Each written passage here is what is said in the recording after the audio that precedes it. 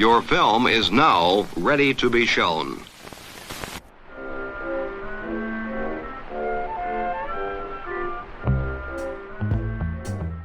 Good morning. I'm Justin Hendricks, editor of Tech Policy Press, a nonprofit media venture intended to provoke new ideas, debate, and discussion at the intersection of technology and democracy. There was celebration at the European Commission when the AI Act was finally given the green light. But the world has changed, and so have Europe's apparent priorities.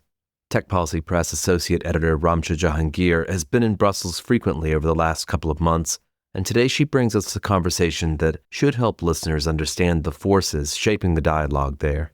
Today we're turning our focus to Europe, where the digital regulatory landscape is in flux. Over the past few years, the EU has positioned itself as a global leader in tech regulation, rolling out landmark laws like the AI Act.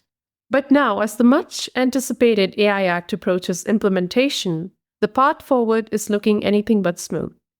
Reports suggest the European Commission is considering a delay to the AI Act's rollout due to mounting pressure from industry, difficulties in finalizing technical standards, and geopolitical tensions, including pushback from the US government. At the same time, a broader movement for Europe to reduce its dependence on American tech is gaining momentum. What does this push for digital sovereignty actually mean? To unpack all of these complex debates, today I'm joined by Kai Zenner, Head of Office and Digital Policy Advisor to MEP Axel Voss, and one of the more influential voices shaping the future of EU digital policy. Kai, thanks so much for joining today. Let's start with what's on everybody's mind right now, that is the AI Act. What do you think is going to happen? Do you believe it will be fully implemented? Yes, many thanks, first of all, for the invitation. Pleasure to be here. It's a good question, and I think probably not even the AI office in the European Commission has a clear answer right now to your question. Because indeed, there is a lot of uncertainty around the Commission, but also member states are facing a lot of pressure from industry, but also from the US government, also from other international partners to delay the implementation or enforcement of the AI Act, to also make some changes which the Commission could do, for example, in the code of practice, in the template, in the guidelines, on high risk, on GPI models, and so on and so on.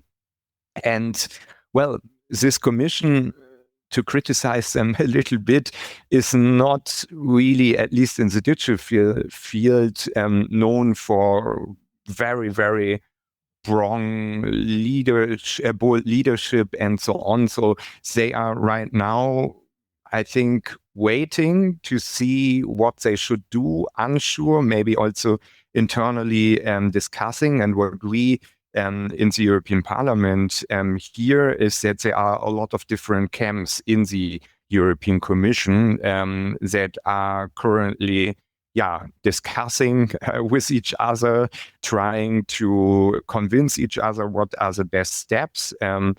Some of them, what we hear, are actually arguing that the AI Act and its enforcement should be really part of the tariffs negotiations with the Trump administrations. Others are saying, no, definitely not. We should not touch our piece. So this is a little bit one layer, and the other layer, which you also mentioned, is more connected to implementation difficulties on the ground. And there, to say, my political group, so MEP Voss is in the EPP group, a conservative group, we actually, together also with other groups like the Liberals, from the very beginning already in the negotiations, said that the timetable is too ambitious, that it needs time for public authorities to build up their national competent authorities, for the Commission to build up a strong AI office, but also think about notification authorities in member states. In Germany, it would be TÜV, DEKRA for conformity assessments, but also for the companies to create the necessary instruments, risk managements, and so on. And of course, technical standardizations and Senelec. All of that is rarely impossible in 1 or 2 years. But during the negotiations, when we mentioned those points, it was often brushed away as no, it's important to implement it quickly and we will manage. And therefore we feel now a little bit confirmed in our worries back then, because now it actually really seems that national member states, the Commission, standardization and so on will all not be ready in time. And therefore, there are some good reasons for discussing delays. However, Axel and I, and this is my last point, would be maybe supportive of small delays when it comes to create a sufficient governance structure, but we should not now start to question the whole AI Act and all of our political decisions, because there was a strong majority for the AI Act as it is, and we would feel it very, very strangely if now we are starting to rediscuss suddenly the whole AI Act, or maybe thinking about a long-term pause or delay of the AI Act. So therefore, to make it short, we are really a little bit split between, yes, there is a justification for a very, very small and targeted delay or extension, but we would not at all understand any significant changes or significant delays. And that obviously comes with risks because, of course, we're talking about in a geopolitical context that we are in. There's a lot of attention to the AI Act's implementation and the signal that sends globally if there is even a delay in its implementation. So, of course, do you recognize what the message would be if because of targeted changes there is a pause? And then secondly, some of it you've already mentioned, but do you think what is the Commission's capacity to implement not just the AI Act, but the digital laws in general, both politically and technically? Yeah, the first question is very, very important. And indeed, if you don't have a very, very good communication, and on top also a clear commitment and agreement between all the different political actors, but also within the Commission from all responsible commissioners and so on, that it's really staying with a targeted revision or delay, then of course a box of Pandora could be open, and there is this risk that a message comes across that the European Union doesn't really believe anymore in the AI Act, in the digital framework, in all those values that we promoted over the last years. And therefore, this, of course, would be a terrible thing to send out. And there, again, I'm going back to my criticism. I miss a little bit real leadership right now on that point, because again, you could justify a small justification, but then you would need to combine it with very clear language why you are doing it. You would need to give examples of what is being delayed, what is critical. For example, the Commission, in my opinion, should now not just finger point to the member states and say, okay, they are too late or companies are too late, but also say, for example, we are still in our building up process. To your second question, we as AI office still do not have enough capacities to fully implement even or enforce even the GPI model rules.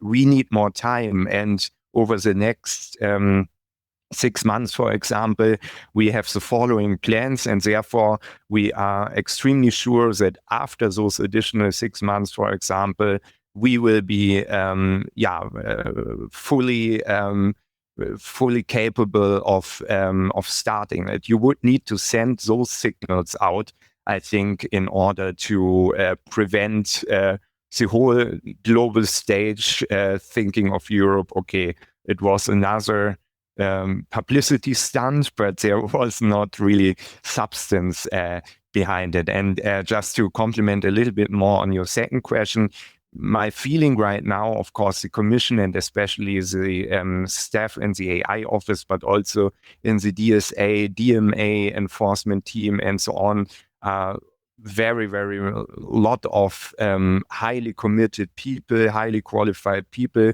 that are working often day and night, not having a lot of holidays and so on and so on. So it's great what we have there, but especially at the starting period where they need to build up also new procedures, they need to establish links to each other. Think about a topic like deep fake. It's falling in GDPR, it's falling in AI Act, it's falling in DSA and so on. All those structures will need time to be established. Therefore, I think it's a normal thing at the very beginning of new laws, and especially such a variety of new laws that we saw over the last months and years will take some time, and especially the Commission will need to find some ways how to better enforce it, how to leave the situation where they are often working in work silos, because all those files are interconnected, and this is right now definitely not happening. So all those different units and all those different DGs are still working like in the past on their topic, this broader scale or broader approach is definitely not happening right now. So especially there, beyond hiring more people, is a lot of additional work still missing. And maybe one thing that we proposed in our European Way paper that we published 2 or 3 weeks ago was this idea of a digital enforcement agency, taking away those enforcement powers and bringing it to a more independent body like BEREC, like ENISA, maybe even more. Or if there's no political appetite for something like that, I think at least we should think in Europe about a coordination platform. Many member states have it, or now also for 2-3 years as the UK with the digital regulation coordination platform or forum, which is bringing all those different enforcement bodies together. And again, I think this is really the biggest problem that we in Brussels have right now, that we have a lot of committed people, a lot of really good intentioned governance actors, but they need to work better together. There's definitely like a coordination crisis, like you've pointed out. Yeah. But then there's obviously political alignment. That is another issue. And with that, I think I'm going to come to the other big debate happening in Europe, and that's on digital sovereignty. Because everybody has their own definition of what this is. So maybe I'll actually start with a very basic question. What, in your view, does digital sovereignty actually mean? Yeah, and I answer in a very, very basic and general way in order to keep it also broadly and get most people on board for us. So Axel, my boss, and I, we are working on this topic for a long time. Let's say maybe we started already in 2018, 19 and so on. And for us, it was always the same, the opposite of protectionism or isolism and so on. We are still committed to our transatlantic partnership. We want to keep working with Canadian companies, with South Korean companies, Thai companies, and so on. We actually want to even increase our cooperation with trustworthy international partners. At the same time, we feel, and there the EU Commission was actually doing already a lot of good work. Think about cyber resilience, 5G debate, and so on. But there is still a lot that needs to be done in this field, which is to think about critical dependencies, about areas where we are currently forced to use maybe just one foreign company that is maybe not always in line with our European values. And therefore, there are maybe reasons to not kick them out completely, but to look a little bit for alternatives, to diversify a little bit, and so on. So it's really digital sovereignty in my mind and Axel's mind is a very strategic approach, which is still embedded in our community of international partners, but is trying to strengthen up Europe, to build up our own European alternative infrastructure, alternative parts of the tech stack, or where we are not able to do it ourselves, again, look for maybe better partners than some of those companies that we are heavily using now. And the last point on that is, of course, we don't want to now build European leaders in the field of browser, of social network, and so on and so on. But what our understanding of digital sovereignty would try that in those areas where Europe is still leading, just yesterday, The Economist was publishing some very interesting graphics. We saw again that, for example, with biotech or with quantum, Europe is really worldwide with the US, with China in a kind of lead. So maybe there it really makes sense to build up some European champions, or at least like in the Gaia X case, think about the federated system of European and non-European companies, where you have via technical protocols a certain list of values and rules. But again, only there where it really makes sense. We don't want to waste a lot of money to just for the sake of it build a lot of European alternatives that then no one will use, or that don't really have any chance on the free market. There's a lot to unpack there, but just for background, what prompted this? Because the effort and the vision to establish digital sovereignty, as you mentioned, has been around for some years. Yes. What happened now that's prompted this push? And also, why has the EU struggled to define this so far?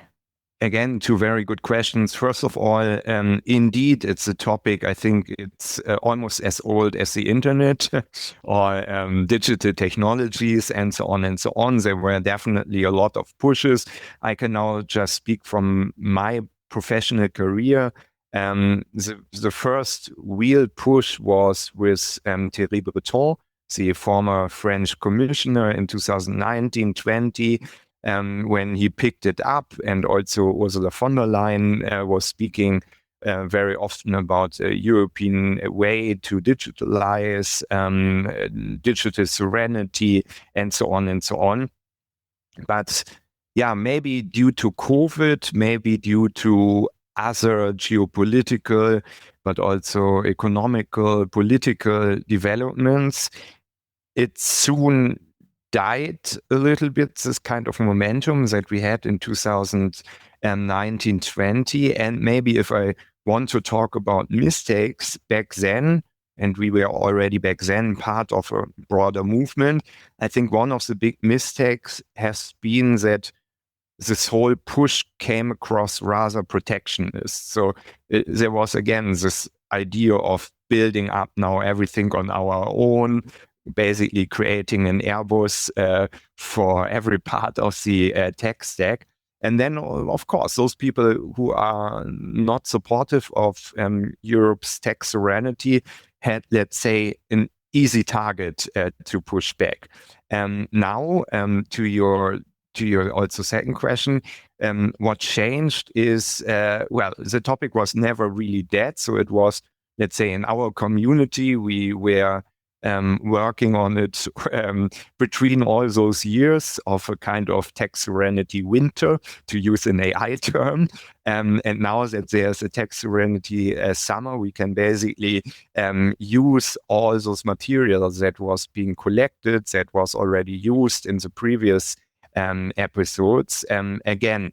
And what makes the moment now more promising is that maybe parts of the movement have learned a little bit from mistakes of the past, but also, of course, with Trump 2.0, with other international challenges from Israel, Palestine, to Ukraine, Russia, to I don't know, financial or budget problems and so on. I would say there's really momentum, in particular after the Draghi report and the Letter report in Europe and all the competitiveness discussion, that finally we need to do more on tech sovereignty. And this brings me to your second question, what was being done wrong? Now, not so much when it comes to the campaign or the movement, but more on the ground, is that many of those initiatives, again, the Commission had a lot of really good ideas, for example, on cyber resilience, the SHIPS Act, also Digital Decade Program from 2022. You could maybe argue that certain ideas are not that important and maybe should have been replaced by others. But I would say in general, it was a good idea. What didn't help was that many member states didn't really follow up, as they didn't invest enough. You see it, for example, with the Digital Decade. There's this plan until 2030 to have 10,000 edge computing nodes. Now we have still 3, I think, at least last year, so far away. There were a lot of political differences in, for example, how member states are feeling about using Huawei networks in their telco system and so on. So really no political agreement, as that also didn't help. And again, maybe as a third point, over the last years that really didn't help, we had a lot of very promising initiatives, commercial initiatives on the market. But unfortunately, we as political level, but also the companies, were not really able to position themselves in the public sphere enough. So most of those projects didn't get enough attention, enough traction. Companies were often not willing to join or create a joint venture to really not only think about their own profits, but the greater good. And therefore, many promising chances have not been used and pushed forward. And again, my big hope is now, with all the momentum, geopolitical momentum, also on those last points, there is maybe now a change in mentality. And that, again, if we have a very good chance, or if there is a very good public-private partnership that is very promising, that member states and companies are then maybe not thinking about, okay, I want to have this project in Germany, or otherwise I will not invest as German government, or I want to profit the most out of it, otherwise I will not invest in it as company B or C. I hope this mentality is really, at least for now, gone. And again, all players, private sector, public sector, are really thinking more about the greater good. One thing that comes to mind is that, obviously related to this extreme push, there's also this effort from US companies to Europeanify their EU businesses. They're making a lot of effort to store data locally. So how do you think this is enough in terms of making infrastructure more European? Or is there still a need to come up with local solutions? And again, building on that, I'm combining questions a lot, but One thing that I think about a lot is this issue of data extraterritoriality that's tied to this. Those are obviously different from digital sovereignty. So how do we reconcile all of this? On one hand, US companies are making efforts to Europeanify their EU businesses.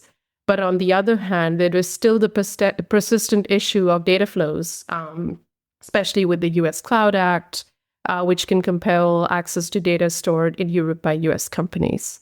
Yeah.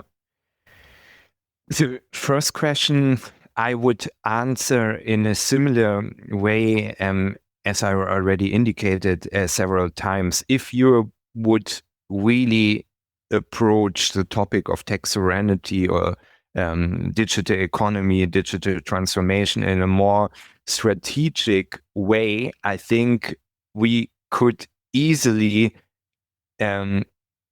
separate between those US companies that are just pretending to give us a better deal, to present us a more Europeanized offer that is taking more care about our European values, for example, is more compliant with our high privacy standards, GDPR, and so on and so on. And those companies that really care, that play fair, that, for example, really are giving their customers a lot of freedom and almost complete control.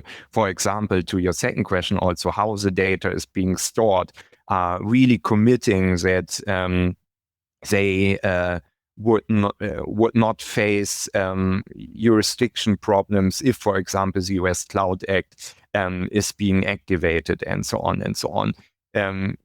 To be very clear, I have at the moment, I will not name those companies, but I have 2 or 3 companies particular in mind when it comes to cloud, because there are huge differences in those offers those different US companies are presenting. So yes, I saw also a lot of new offers coming from America that were reacting, a clear direct reaction to our Eurostack movement, to all those discussions here in Europe on tech sovereignty. But again, I think if you are taking a little bit of time and if you are looking a little bit behind what they are proposing, it's very easy to separate between good offers and bad offers. And the second question is, yeah, of course, I think the easy answer is it needs to be solved internationally. The OECD is working on international data transfers for a long time. There were some promising steps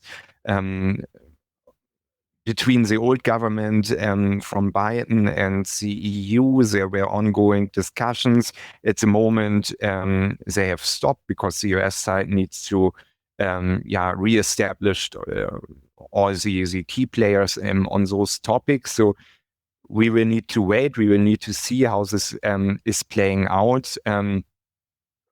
Until then, until this international solution hopefully one day can be found, I think, again, thinking more strategically, it means that in certain areas, to give you a clear example, in Germany, the Secret Service currently made a deal with a US technology company.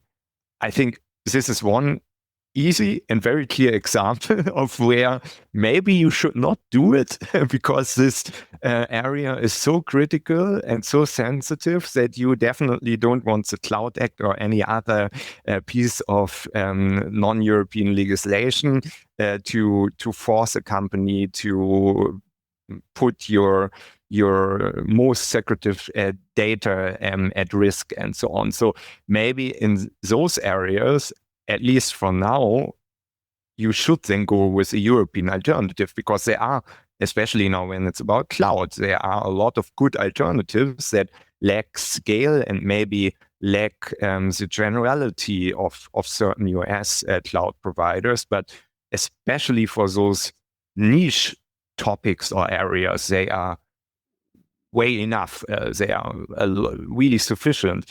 So taking the Cloud Act and other things into account, maybe there you should really not decide, at least for certain US companies that are not really able to commit and give you all the security that you need. In other areas that are less sensitive, you can maybe accept it to a certain extent. And again, those companies want to sell you a product. So I can just repeat it. There are a lot of US companies that are willing to make strong commitments to the European partners that, for example, their data is safe, or they are willing to build up certain capacities that are really not under their control.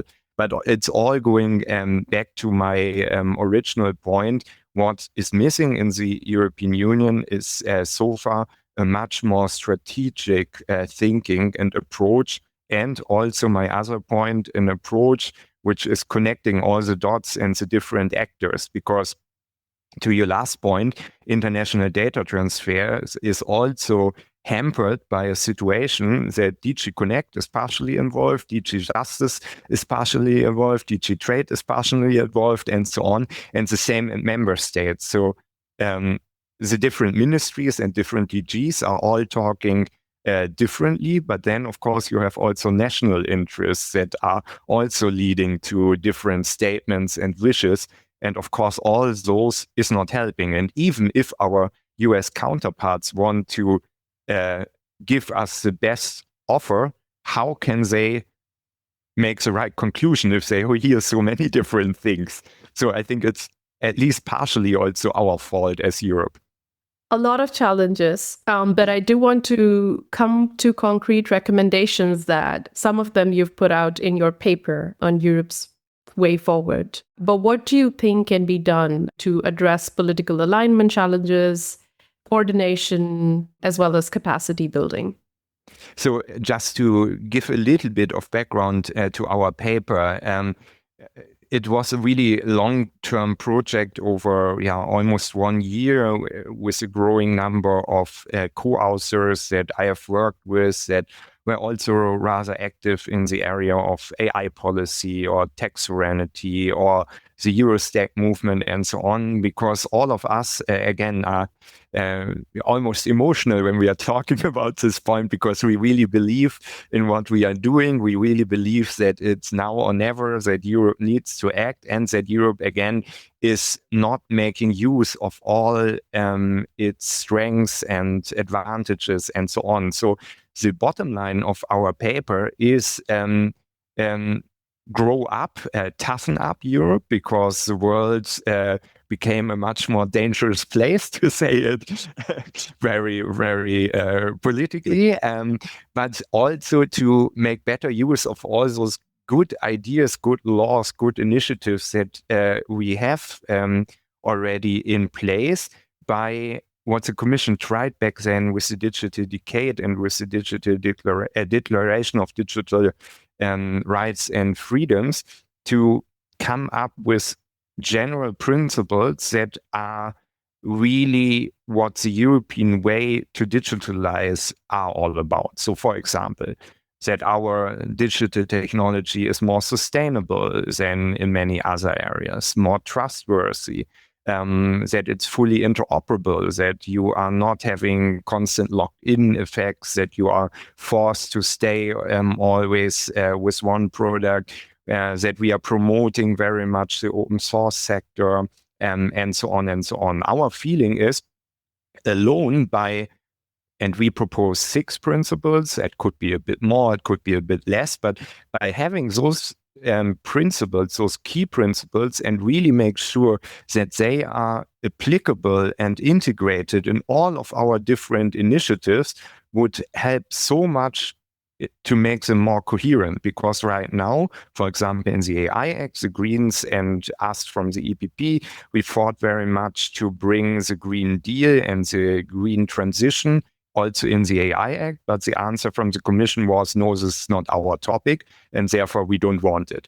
But this is exactly what should not happen. It should be comprehensive. It should every and each law should tackle basically the whole digital transition and bring in all European values and standards that matter in this field. So this, I think, is the first and foremost most important step in order to have this coherence and make all of our isolated efforts much more effective, let's say, and streamline them. And I think this goes really hand in hand with one of the main points that Mario Draghi and Enrico Letta and so on also had.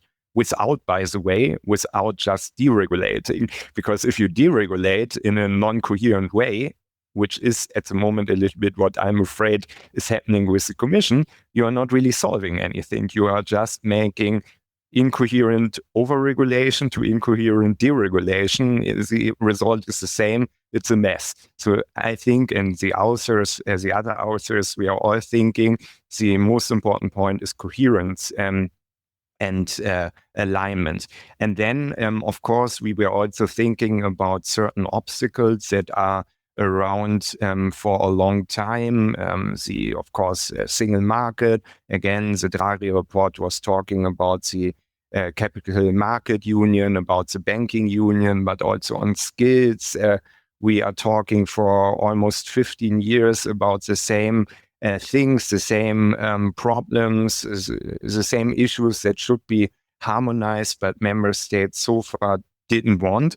And there, our argument is, first of all, now with the Draghi report, with geopolitics and so on, there's really momentum for change, which makes it highly likely in our view that if you are now starting large-scale reforms from areas like digital infrastructure, digital single market, to energy supply, to talent, attracting talent, keeping talent, and so on, you would have a much better chance.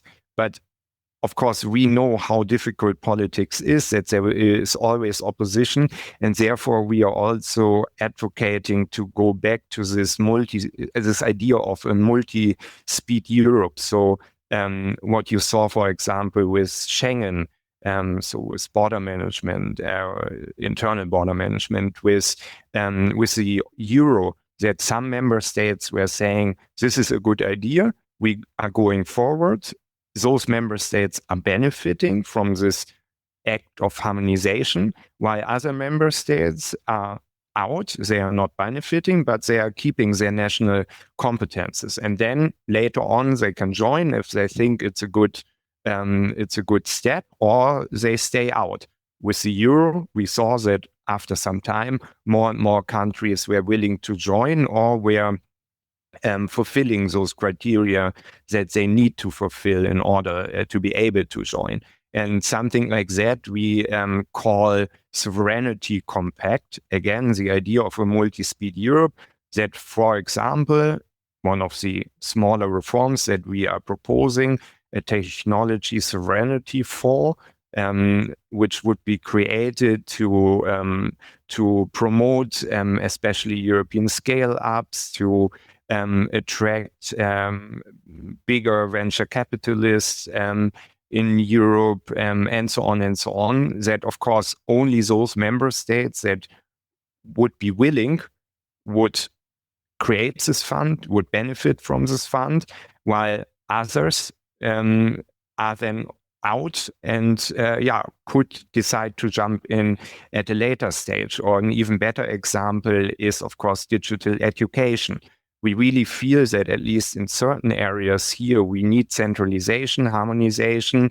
We need, for example, AI literacy or digital literacy courses, programs, also to tackle better deep fakes, fake news, and so on. This is based on the EU treaties, very difficult for the European Union to regulate, to do something.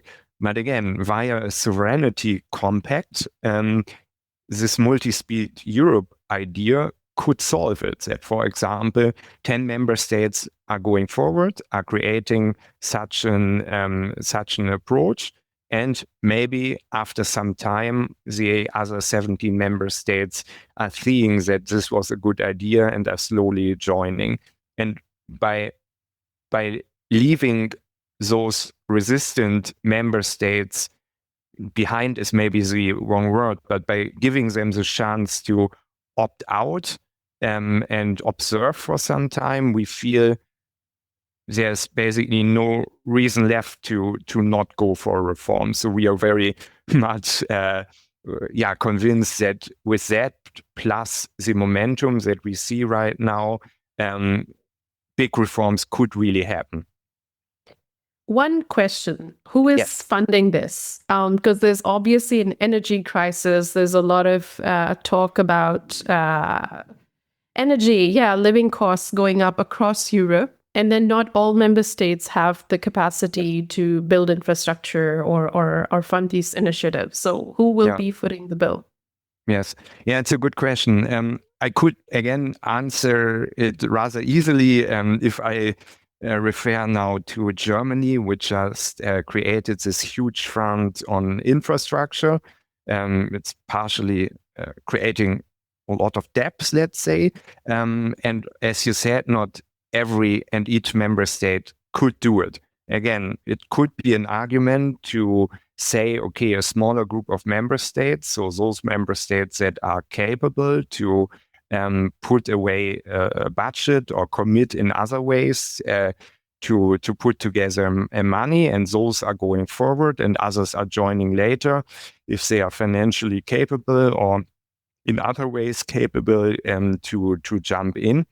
However, also, especially our group of co-authors, we were not really big fans of top-down approaches that basically everything needs to come from the public sector and so on. And therefore, for example, when I came to Brussels, there was just the Juncker initiative starting, this 315 billion investment initiative, which was a little bit IEB, the bank, but the vast majority was basically private money. And this we see especially in the field of Eurostack, in the field of digital infrastructure, as a much better solution, that you create really projects that are making also sense for companies in a commercial way or in a long-term planning way, because they are also relying on this infrastructure and so on, and use them basically also to bring us forward. So in the end, it's a little bit like it's a new society contract or something like that. So we really see that all actors that are capable to ship in should come together to make it work. And if there is a will, we see it.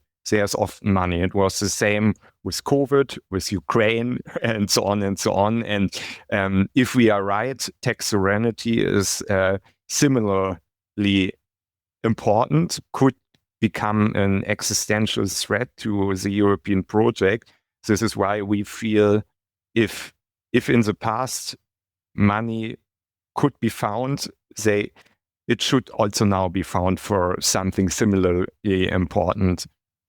To end on a hopeful note, thank you so much, Kai. There's a lot to unpack. We could go on forever with this conversation, but thanks so much for your time. This has been very useful.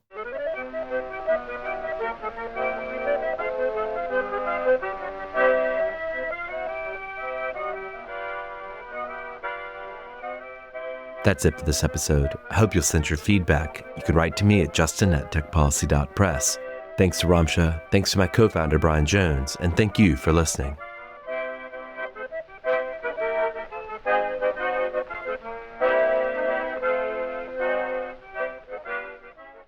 Tech Policy Press.